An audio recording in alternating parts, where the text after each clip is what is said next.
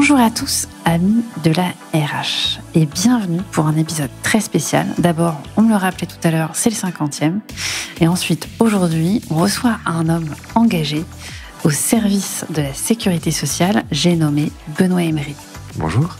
Alors Benoît, tu as un titre mystérieux, tu es le directeur de la formation professionnelle, attention, de l'Union des caisses nationales de sécurité sociale.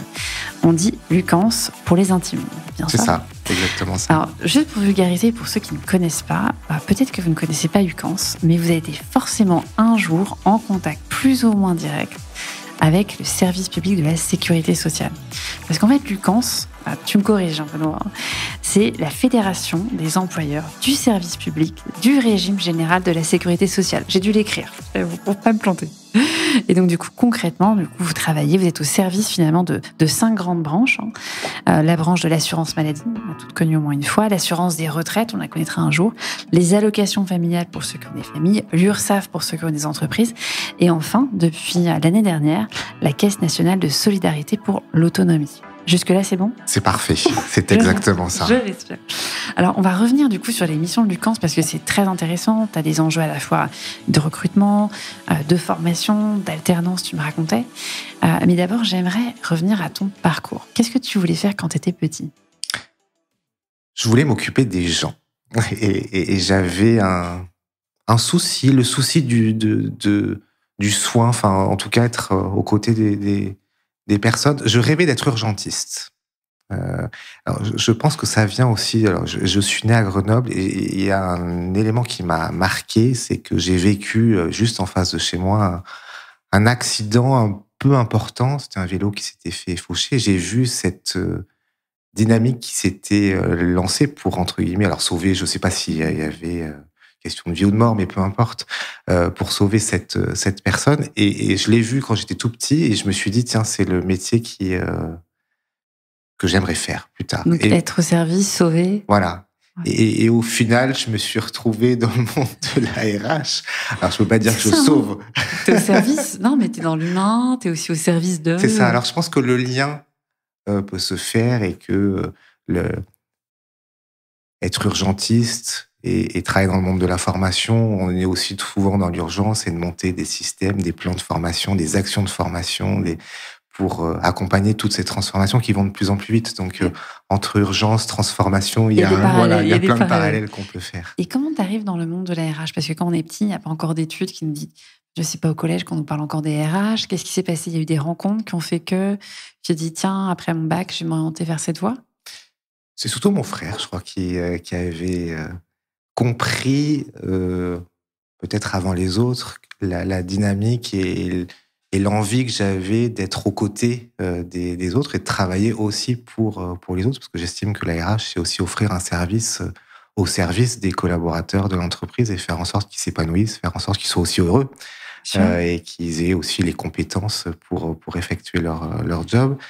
Et c'est vrai que la première idée que j'avais eue, et sur le coup, je m'étais plutôt engagé, c'était le monde de la finance, et c'est mon frère, à l'issue d'une discussion, qui me disait, mais non, enfin, regarde ce que c'est que la RH, viens voir, je t'explique. Et au final, j'ai dit banco. Voilà. Super, mais on est souvent inspiré par la sphère familiale a un impact énorme dans nos trajectoires. Et tu choisis du coup quelle voie ? Université, plutôt école ? Oui, plutôt universitaire, ouais. puis école, puis un cursus à Sciences Po sur le management en matière de protection sociale. Donc, dans lequel on avait aussi parlé de la question des ressources humaines. Et c'était un sujet, et c'est un sujet clé dans l'évolution du monde de la protection sociale. Comment on accompagne les femmes et les hommes de notre univers pour être bien et être au rendez-vous. Et quelle est ta première expérience professionnelle ?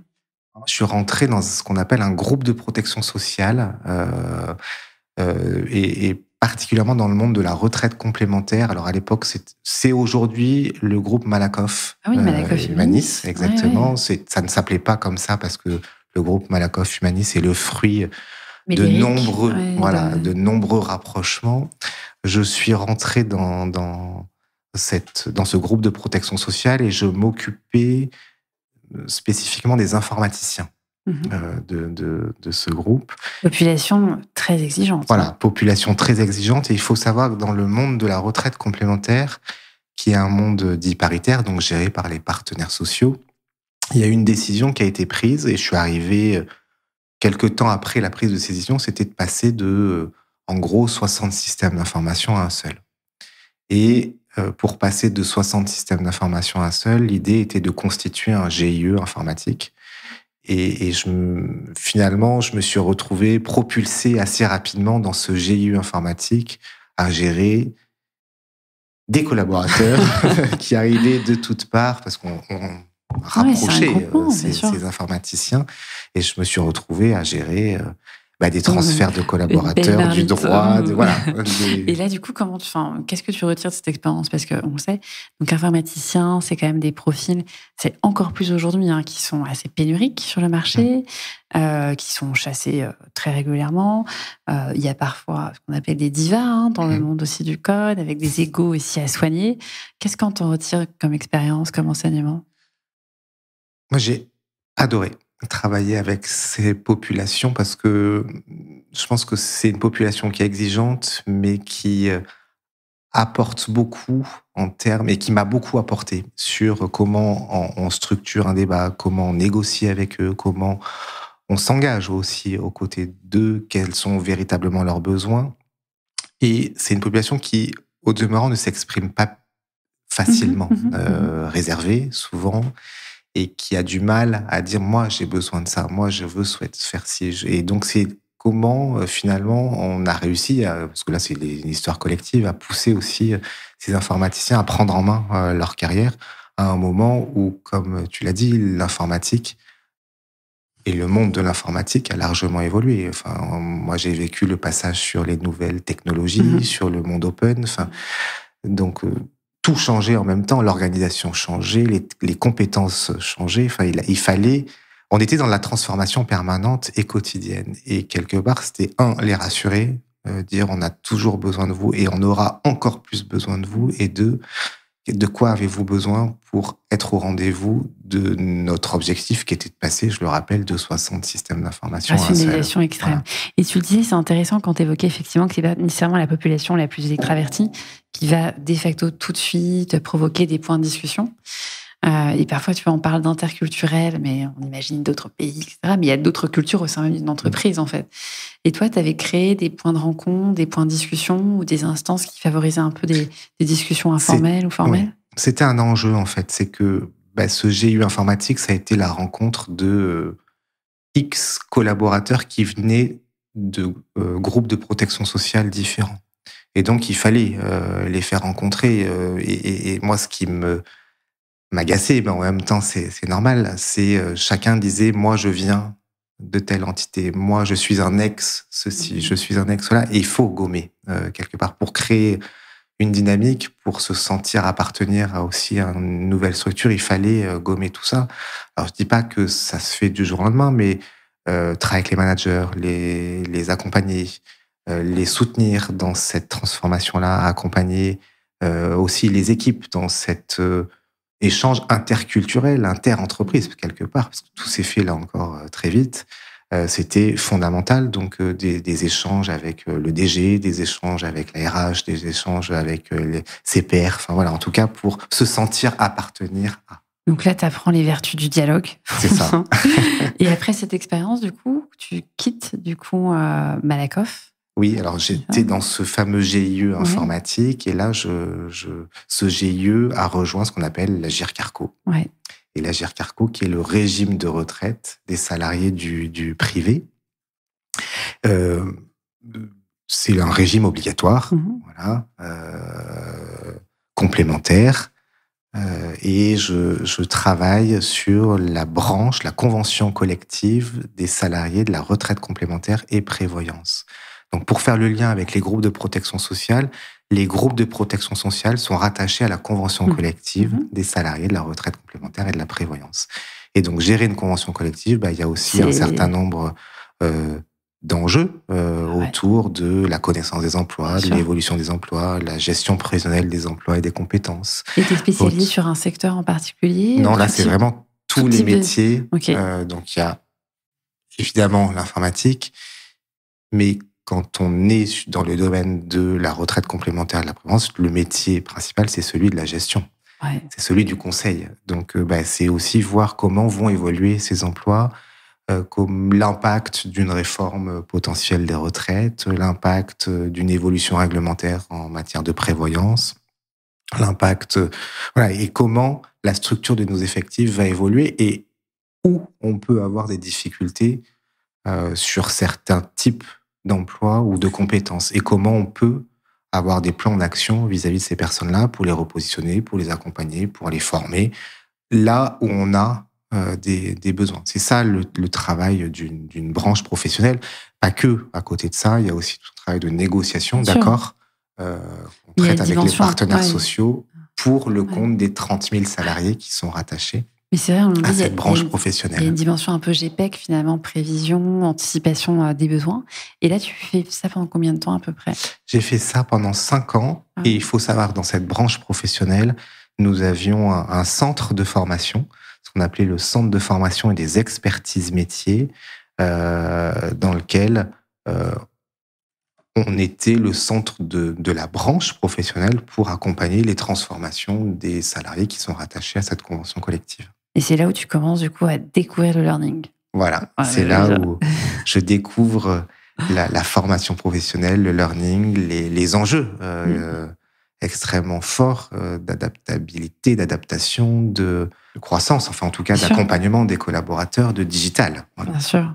Et c'est suite à cette expérience qu'ensuite, du coup, tu bascules, tu Voilà. bouges à nouveau, C'est ça. tu gardes le rythme, tu ne t'assois pas sur tes lauriers. Et donc c'est là où je rejoins ensuite Lucans et la sécurité sociale comme directeur de la formation professionnelle pour accompagner donc les 150 000 collaborateurs de la Alors, là, on va sécurité revenir un sociale. petit peu à ce période, parce que déjà, moi, j'ai fait une erreur de débutante, parce que c'était Lucans. J'imaginais, du coup, que tu étais fonctionnaire, mais en fait, Pas du tout. pas du tout. Non. En fait, Lucans, vous êtes sous contrat privé comme n'importe quelle C'est entreprise. ça. Nous sommes un service public, mais à de droit privé. De donc, droit privé. les collaborateurs, les salariés de la sécurité sociale ont un contrat de droit privé. Et du coup, tu disais, vous êtes à peu près 220 collaborateurs, mais votre spectre, c'est quand même, je répète, 150 000 collaborateurs, quoi, aussi gros Carrefour quasiment. C'est ça, exactement. Et dans ces 150 000 collaborateurs, le split entre les différentes branches, qu'est-ce que c'est à peu près? C'est plus de la moitié, c'est sur la branche maladie. 30% vont être au sein de la branche famille, donc au sein des CAF. Et ensuite, on va être sur une répartition 15 pour la branche du recouvrement, quasiment 15 pour la branche de la retraite, et puis un tout petit pourcent sur la branche de l'autonomie. Et alors du coup, 150 000 collaborateurs, en plus, du coup, tu disais, avec un vrai rôle de service public, sur des problématiques qui sont quand même très touchy, que ce soit l'assurance maladie, les allocations familiales, l'URSSAF, ce sont des sujets avec lesquels personne ne plaisante, et ce sont des sujets qui vraiment traînent à cœur. Quelles sont les problématiques auxquelles tu fais face, toi, vis-à-vis de ces collaborateurs? Tu as des enjeux en particulier que tu dois adresser? Mais juste peut-être pour revenir par rapport à ce que tu disais, c'est vrai que le service public de la sécurité sociale, on est au cœur des enjeux de la société. Complètement. Voilà, donc j'aime pas revenir sur cette période, mais là, je ne peux pas m'y extraire, mais la sécurité sociale a fait face à la problématique du Covid. Les retraites ont été versées, l'assurance maladie a joué un rôle fondamental dans le traitement de la crise. La famille a versé les prestations comme elle se devait. Elle a rajouté un certain nombre de prestations pour venir aux besoins plus faibles. Les URSSAF ont aussi joué le jeu en mettant en place des reports, des exonérations. Donc voilà, le service de la sécurité sociale. Exactement. Et les 150 000 collaborateurs ont continué de travailler et d'assurer des missions extrêmement importantes. Et tu l'expliques comment? Ça, il y a un sens du service, il y a quelque chose qui porte Clairement, je pense que la question du sens, d'être aux côtés, servir 60 millions de Français, c'est fort, c'est important, c'est extrêmement riche. Et quelque part, je ne sais pas s'il y a d'autres secteurs aujourd'hui en France qui servent l'intégralité de la population française. De 0 à à 150 ans. Alors, on Bah, vit tout pas le monde se jusque-là, sent. mais Non, mais c'est ça qui est très fort, c'est que finalement, il y a j'imagine une forme de fierté, parce que quelque part, tout le monde a été un jour au contact d'une de ces branches. Il y a une dimension un peu patriotique. Tu disais, dans les temps de crise, tu assures aussi une continuité vis-à-vis de la nation. Et du coup, les enjeux doivent être extrêmement forts. Là, on parlait, alors, on va parler de tous les sujets qui fâchent, la réforme des retraites ou autres, mais il y a quand même aussi beaucoup de remous. Donc, est-ce que toi, tu anticipes aussi des départs en retraite, ce genre de choses dans tes propres alors, effectifs? Qu'est-ce que en tu... termes RH, la sécurité sociale est face à un enjeu extrêmement important. C'est à horizon 2030, on estime le nombre de départs à la retraite à 50 000, soit quasiment un tiers de nos effectifs. Énorme. Ce qui est un enjeu considérable, énorme, pour, en tout cas, attirer, recruter et fidéliser de nouvelles ressources. Parce que là, finalement, tu dis, tu as un enjeu de passation de savoir aussi, de transmission, et puis tout simplement de continuité aussi. Et là, quelle est la stratégie? Parce que du coup, tu as face à toi, tu es sur des métiers du coup de conseil, beaucoup de conseils, un peu de développement aussi d'informatique. Et quelle est la stratégie? Parce que je disais, face à toi, plein d'entreprises aussi recrutent, et c'est un peu la guerre des talents en ce moment. Il y a des stratégies un peu pour attirer. Sur quelle carte vous jouez? On a mis en place un vrai programme qu'on a nommé Attirer, recruter et fidéliser, dans lequel on va retrouver plusieurs actions. En ce qui me concerne et ce qui concerne principalement mon périmètre, c'est le développement de l'alternance. La sécurité sociale n'était pas du tout un secteur dans lequel on recrutait des alternants. C'était pas une pratique courante pour un certain nombre de raisons, mais aussi, je pense, par rapport à la complexité que représentait remplir les dossiers et la complexité des financements à la sécurité sociale. Et peut-être la sensibilité des données aussi qui étaient traitées ou pas? Je suis pas sûr. Je suis pas sûr. Non, je pense pas que ce soit ce type de sujet, mais en tout cas, je pense qu'il y avait vraiment un sujet de lourdeur et puis un sujet de financement et d'aller rechercher aussi des fonds, le cas échéant, pour financer l'apprentissage. Néanmoins, au regard des chiffres que j'ai donnés sur le nombre de départs, on s'est dit, il y a un moment donné, il faut aussi qu'on aille chercher quelque part à l'école. Bien sûr. Qu'on aille chercher dans les universités, ouais. dans les écoles, dans les CFA, les jeunes, pour les embarquer avec nous et leur faire découvrir aussi le monde de la sécurité sociale. Et je pense que le bouche à oreille est aussi un des meilleurs moyens pour faire venir demain de nouvelles personnes. Donc, et l'alternance fidélise quand même. Une fois qu'à la fin de ton alternance, on propose un CDI. Bon, faut savoir qu'aujourd'hui, le taux de fidélisation à la sécurité sociale des alternants, il varie d'organisme à autre entre 25 et 50%. Ok. Donc, ce qui est quand même important, et qui est quand même un taux sur lequel on peut être satisfait par rapport au marché. Donc, le monde de la sécurité sociale, on y reste quelque part, je serais tenté de dire. Voilà, on ne vient pas faire uniquement son alternance, on fait son alternance et puis on va commencer sa carrière dans un organisme. Vous êtes fixé des quotas un peu, vous dites voilà, je lance une vague, vous ouvrez un CFA, qu'est-ce que tu te... Alors là, aujourd'hui, on vise le recrutement de 2000 alternants. Donc on est passé de 500 à 1000. Alors, 2000 alternants sur combien de temps? Là, cette année. Sur l'année? Oui. D'accord, ok. Donc, c'est une ville, là, c'est une petite ville. On vise le recrutement de 2000 alternants. Alors, c'est pour tous les organismes de sécurité sociale répartis sur tout le territoire national. Mais l'idée, en parallèle, c'est aussi de travailler avec l'Éducation nationale, avec le ministère de l'Éducation nationale, le ministère de l'Enseignement supérieur, pour nouer aussi des partenariats avec les universités, avec les CFA. Ça, c'est quand même un super levier, parce que du coup, effectivement, si vous êtes proche des ministères, vous avez quand même une capacité à créer des partenariats qu'une entreprise privée n'a pas forcément. Tu vois, ça met beaucoup de temps, c'est difficile, il faut avoir un carnet d'adresse. C'est plus compliqué, oui. Là, vous arrivez, vous êtes Lucans, c'est quand même une marque que tout le monde connaît. Oui. Je parle en termes un peu marketing. Mais du coup, je pense que tu as du poids et que. Oui, c'est sûr qu'on a. Oui, aujourd'hui, on arrive à nouer, je pense, plus facilement. Et puis, parce qu'on a du volume.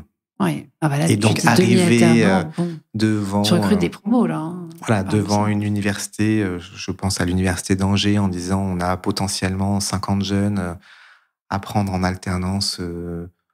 Alors, le BTS SP3S, c'est un BTS qui a été créé par l'univers de la sécurité sociale et qu'on arrive à Angers en disant on a 50 jeunes à prendre en BTS SP3S. Formidable. Forcément, c'est formidable. Pour les profs, pour les enseignants qui s'investissent dans ce type de BTS. Là, tu repars, il y a un boulot à la fin, Voilà, c'est royal. exactement. Ouais. Donc, c'est effectivement on a peut-être plus de facilité que d'autres. Tant Et mieux. donc là, aujourd'hui, on est dans une phase plutôt d'expérimentation en Île-de-France et dans les Hauts-de-France pour nouer tous ces partenariats avec Excellent. les différents acteurs. Donc ça, c'est vraiment l'amont, c'est finalement comment venir chercher des jeunes talents très tôt dans les études. Et pour combler du coup ce gap de collaborateurs, est-ce que tu travailles aussi l'existant, à savoir, tu vois, des reconversions, des programmes de reskilling? Oui, mais typiquement, voilà, je sors d'une réunion hier où on a travaillé avec ce qu'on appelle les caisses nationales. Donc, c'est les représentants de la branche maladie, les représentants de la branche retraite, etc., pour réfléchir à la façon dont on peut accompagner et dont on peut reconvertir nos collaborateurs qui peuvent être sur des métiers parfois en déclin. Il est vrai qu'aujourd'hui, on ne fait pas exception. On utilise aussi l'intelligence. On commence à s'investir sur les outils d'intelligence artificielle. On digitalise aussi ce qu'on peut digitaliser là où on n'a pas forcément de valeur ajoutée. Et donc, l'idée, c'est aussi de pouvoir accompagner les collaborateurs qui étaient sur potentiellement des métiers en déclin et d'aller vers les métiers en tension.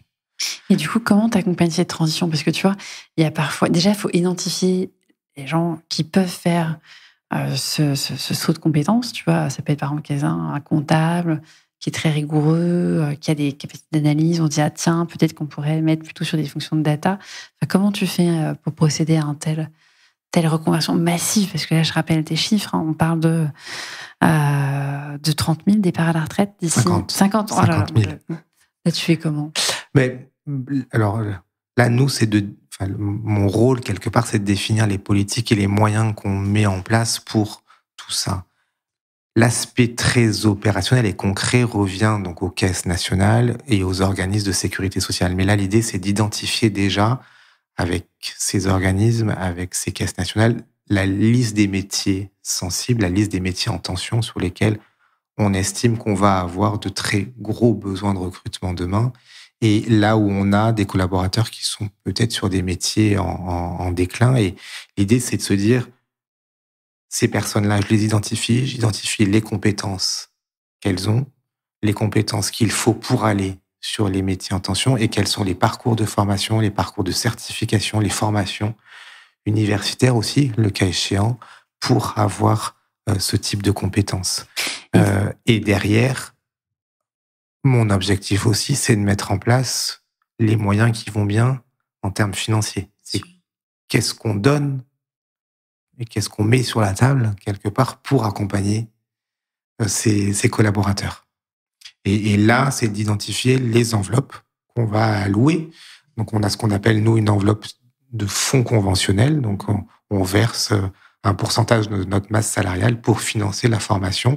Et on vient de rajouter une ligne pour financer les reconversions, les transitions professionnelles. Excellent. Et du coup, ensuite, c'est réparti entre les différentes branches? Voilà, c'est réparti entre les différentes branches qui, elles, au regard des métiers en tension, vont décider qui va pouvoir bénéficier de quel montant et pour aller sur tel métier. Donc là, en ce moment, on a beaucoup travaillé. On a ce qu'on appelle, nous, les UGCAM. Les UGCAM sont rattachés à la branche de la maladie.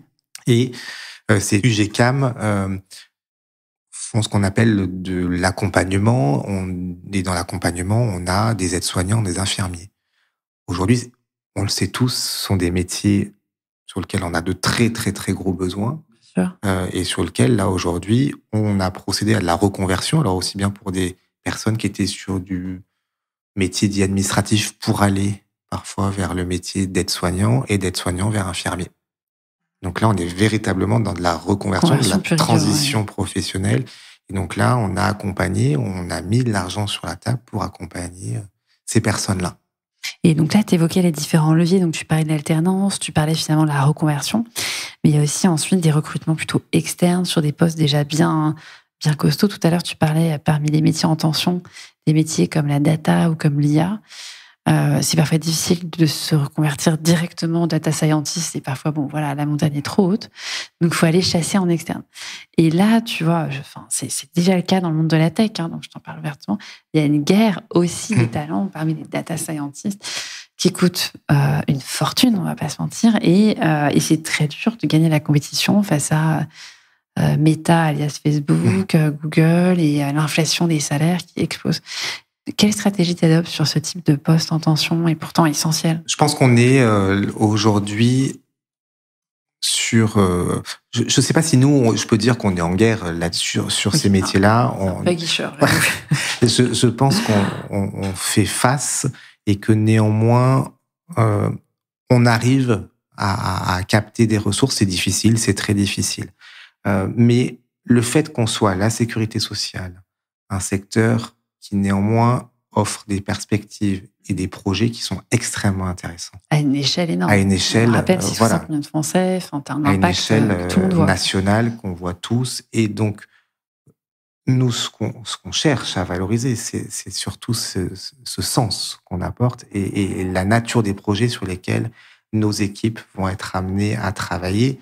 Et c'est ce qu'on cherche aussi à diffuser quand on va travailler avec une université, avec une école informatique. C'est de dire, mais venez avec nous, regardez les enjeux qu'il y a à travailler pour 60 millions de citoyens. Et regardez, vous allez avoir ça sur votre CV. Et derrière, comment on le valorise. Alors c'est sûr que je pense qu'en matière d'attractivité, ça a un vrai sens, ça a un vrai impact. Et puis tu réfléchis à l'échelle, donc tu évoques, c'est l'échelle d'un pays. Donc là, c'est très rare de pouvoir travailler à un tel niveau. Et du coup, comment on évoquait un peu tes enjeux, qui sont des enjeux, donc là, commencer, recrutement, reconversion, alternance. Comment tu t'organises en interne? Tu t'es constitué une équipe? Quel type de compétences tu as pour t'appuyer un peu dans ces missions? Alors oui, moi, j'ai une équipe j'ai 3 managers à mes côtés autour la question de la formation et de la certification. Donc là, c'est monter et gérer des parcours de formation qui vont concerner toutes les branches de la sécurité sociale. On est aussi organisme certificateur. Donc là, aujourd'hui, nous, on a 9 certificats de qualification professionnelle, 9 CQP, Calliope. Et on gère et on a sous notre équipe la tutelle du centre de formation de la sécurité sociale, qui est l'Institut 4.10, qui est un gros institut parce qu'il y a un peu 250 collaborateurs répartis sur tout le territoire pour faire monter en compétence l'ensemble des 150 000 salariés de la sécurité sociale. J'ai une équipe qui va gérer tout ce qui est lié au pilotage des fonds de la formation professionnelle, parce que on gère quand même quelques millions d'euros pour accompagner ses collaborateurs.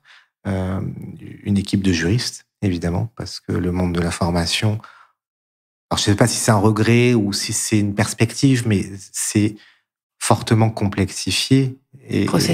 Voilà, il y a des process, il y a beaucoup de process, il y a beaucoup de règles et qui sont compliquées. Et nous, l'objectif, c'est de les rendre simples pour que les équipes qui vont mettre en place les plans de développement de compétences, qui vont mettre en place les actions de formation, puissent le faire et puissent bien le faire et puissent sur les bonnes bases. Donc nous, c'est d'accompagner en tout cas l'ensemble des organismes de sécurité sociale à comprendre les politiques déjà qu'on met en œuvre, les moyens qu'on donne et les règles qu'il faut respecter pour que tout ça marche. Voilà.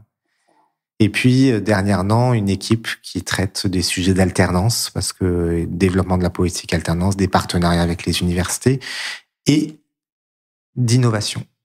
Ah, c'est la même équipe, du coup, qui est en charge de l'innovation? C'est la même équipe qui est en charge de ça, de ces 2 beaux sujets. Oui. Et l'innovation, nous, c'est aussi... la sécurité sociale, peut-être, ne jouit pas, et je pense que c'est une grosse erreur,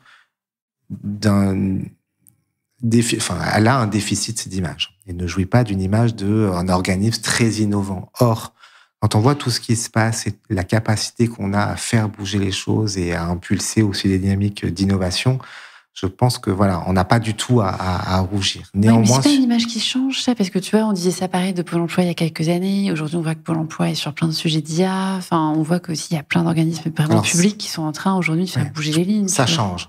Ouais. C'est clair, ça change. Il y a même eu un mouvement, je crois, de l'État sur le thème des services publics.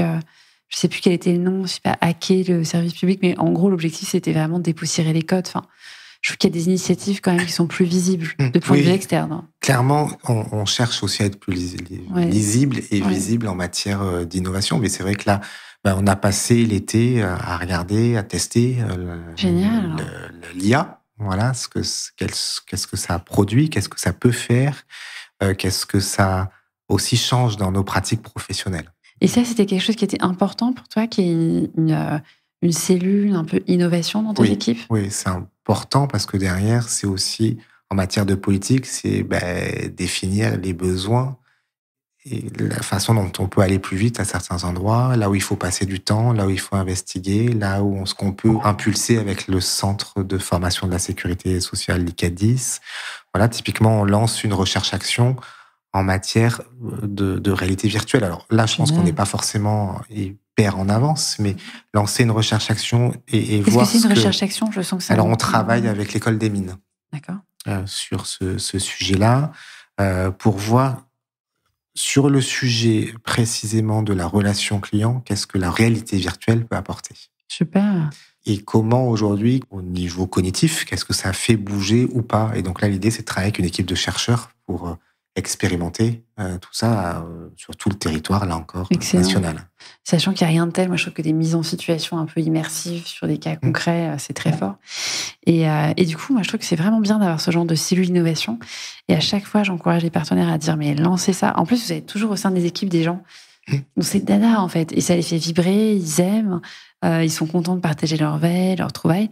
Après, il y a toujours la question en interne, bon, c'est bien de juste faire la veille, mais il y a franchir cette étape aussi à un moment de mettre en place.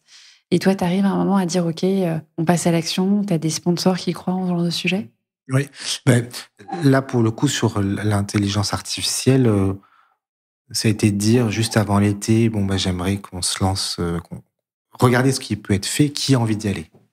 Et j'ai eu 3 personnes d'univers, d'univers complètement différents, qui se sont lancés et qu'on refait avec l'intelligence artificielle une formation qui existait et qu'on avait créée l'année dernière. Génial, voilà. Petit hackathon en 3 mois. Voilà. Non, mais c'est ça, et de se dire, voilà, ils ont expérimenté plein d'outils, gratuits. Voilà. Mais du coup, attends, je m'arrête. Moi, je trouve ça génial que tu dises à tes équipes à un moment, profite de l'été. Moi, c'est en plus une période qui s'y prête, un peu plus calme en général, inspiration, pour dire allons-y, amusons-nous, faisons une expérimentation. Quoi. C'est ça, et amusez-vous. Enfin, le mot d'ordre, c'est amusez-vous. En revanche, la seule chose que je demande, c'est ayez le recul sur vos pratiques professionnelles. Je veux savoir ce que ça bouge, ce que ça fait changer chez vous. Et demain, sur le métier d'ingénieur pédagogique, de concepteur pédagogique, de chargé de formation, qu'est-ce que ça va améliorer, complexifier? Enfin, dites-moi. Voilà. Je veux avoir ce retour de vous, experts sur les questions d'ingénierie, les questions de financement. Qu'est-ce que ça va changer? Voilà, dites-moi. Et tu as des tendances que tu sens un petit peu? Tu parlais déjà de la réalité virtuelle. Il y a d'autres tendances que tu observes un peu dans l'air du temps où tu te dis, tiens, ça va changer la façon de faire ou la façon dont mon service travaille aujourd'hui? Je pense que, enfin, je ne sais pas si c'est innovant, mais une des tendances, c'est l'individualisation. Alors, ça suit les politiques RH de ces 20 dernières années, où on est sur des politiques, alors là, je parle en termes de rémunération surtout, mais des politiques qui ont largement fait la place à l'individualisation. La formation a peut-être mis du temps à aller vers ce type de politique. On y arrive. Néanmoins, enfin voilà, aujourd'hui, sur les aspects neurologiques, on voit qu'on ne va pas tous au même rythme. Enfin, et puis les apprenants ont envie d'un parcours un peu pour eux, qui correspond à leur goût, je leur pense niveau. que là, les nouvelles technologies, que ce soit la réalité virtuelle, l'intelligence artificielle, vont nous permettre de bâtir des parcours beaucoup plus individualisés. Ouais. À côté de ça, je pense qu'on va revenir, et ça j'en suis quasiment persuadé, à des relations humaines beaucoup plus fortes, beaucoup plus importantes. Et je ne suis pas du tout, moi, fervent du 100% digital. Je pense que on ferait tous une énorme bêtise. Un prisme digital, mais je suis pareil là-dessus, on a besoin aussi d'humains. Sinon, Voilà, on a besoin d'humains et je pense que les nouvelles générations qui arrivent là, qu'on est en train d'embaucher à la sécurité sociale, mais je pense partout, dans toutes les entreprises de France, vont nous pousser à avoir beaucoup plus d'humains et à avoir des relations de qualité. Et donc là-dessus, je pense que la formation va nous permettre d'optimiser, gagner du temps, mais derrière, gagner aussi beaucoup de temps sur les échanges, sur la capacité à s'écouter, à travailler ensemble, à mettre en place des dynamiques collectives. Bien sûr. Et je pense qu'on a tous eu très peur à un moment donné de cet effet 100% télétravail, 100%. Voilà. Et que t'es chez toi seul, mortifié pendant des jours. Et on voit quand même la limite, et je pense qu'on en revient un tout petit peu, et de se dire, voilà, qu'est-ce que... Le digital, c'est bien, ça apporte plein de choses, mais à côté, il va falloir qu'on ait des relations humaines fortes, intenses et de qualité. Et je pense que la formation n'est pas exempte de ça, et le passage en salle va nous permettre de mettre en place... de recréer du lien, des échanges. Et du coup, dans tes grandes tendances, donc effectivement, tu disais un retour à l'humain, l'individualisation de la formation, tu parlais de la réalité virtuelle. Digitalisation de manière Digitalisation de façon plus large. Et au final, comment tu fais, toi, pour ancrer la formation dans le quotidien des collaborateurs? Est-ce que, par exemple, vous êtes fixé un temps de formation par an? Est-ce que c'est vraiment à la main de chacun de se former dans sa branche, un peu comme il le souhaite? Vous êtes assez souple sur ça? Oui, on est assez souple. Alors, moi, je suis pas partisan de dire chaque collaborateur doit bénéficier d'une formation par an et peu importe la formation. Là, moi, je suis plutôt partisan de se dire la formation, elle doit répondre à un vrai besoin et elle doit répondre à un objectif de montée en compétences. Je pense qu'il faut qu'on sorte de manière générale en France aussi du syndrome la formation. Enfin, t'as pas eu d'augmentation, mais cette année je vais t'envoyer en formation. Oui, je te console, quoi. Voilà. Je pense que là, enfin voilà, ça sert à rien. Selon moi, ça ne sert pas à grand chose, et que la formation, on a de tels besoins et tel enjeu métier qu'il faut que ça serve quelque part et le collaborateur et l'entreprise, et que je pense qu'on en ressort autrement plus motivé, engagé, quand ça nous a servi, qu'on peut le mettre, nos compétences directement, on peut utiliser nos compétences en et la mise en application, merci. En tout cas, moi, je suis assez partisan et de se dire, on lance des grands programmes au bon moment et auprès des bonnes personnes. Pour répondre à un besoin. Et du coup, on le disait, donc, tu as une vie bien remplie, des belles missions devant toi. Là, j'arrive sur la partie un peu plus perso de ce podcast, mais comment tu t'organises? Est-ce que tu as une routine le matin? Est-ce que tu as une façon de fonctionner qui fait que tu n'es pas débordé? J'arrive à ne pas être débordé, alors ça dépend. Non, le matin, je fais comme beaucoup de personnes, je m'occupe de ma fille. Non, c'est aussi un moment important pour moi d'être avec elle, de passer du temps avec elle et de la voir grandir. Et puis, c'est aussi ces moments-là qui permettent de faire gamberger. Ouais, des réveils. Des réveils, de faire gamberger le cerveau aussi, puis d'arriver joyeux, et en pleine forme au bureau et pas que focus. Je pense que je ne cherche pas à être focus uniquement sur ce que je fais toute la journée et d'avoir aussi d'autres centres d'intérêt. C'est important. Donc toi, ton antidote le matin, c'est la famille. Et est-ce que le soir, le week-end, tu as tu t'es mis des espèces de méthodes de déconnexion, ou tu as des centres d'intérêt qui prennent le dessus et tu te dis, OK, là, c'est mon moment? Oui, c'est les amis. Ça marche très bien. Et puis beaucoup lire, Quel type de livre? Plutôt des romans, T'as des recommandations à nous faire? Allez, le dernier Pierre Lemaitre. Le silence et la colère. J'ai pas encore lu. Mais il a un rythme. C'est dur à tenir. Hein. C'est une trilogie. Je vous incite tous à le lire. Entre le Liban, Paris, le Vietnam. J'adore. J'avais découvert. Ça fait partie des moments d'évasion. Et même si, je lis quand même des romans, les personnages ont les pieds sur terre, vivent ce que je peux vivre. Je suis pas trop science-fiction, c'est moins mon credo, mais c'est aussi un moment d'évasion et je pense que ça permet aussi, tout en lisant, de construire sa propre pensée sur son activité professionnelle. Je pense que l'évasion, c'est aussi un moyen de construire, me semble-t-il, le futur. On va terminer sur ces mots, Benoît. L'évasion, c'est un moyen de construire le futur. J'aime beaucoup et j'adhère. Merci beaucoup pour ton super témoignage et je vous dis à très bientôt, amis de la RH. Merci beaucoup.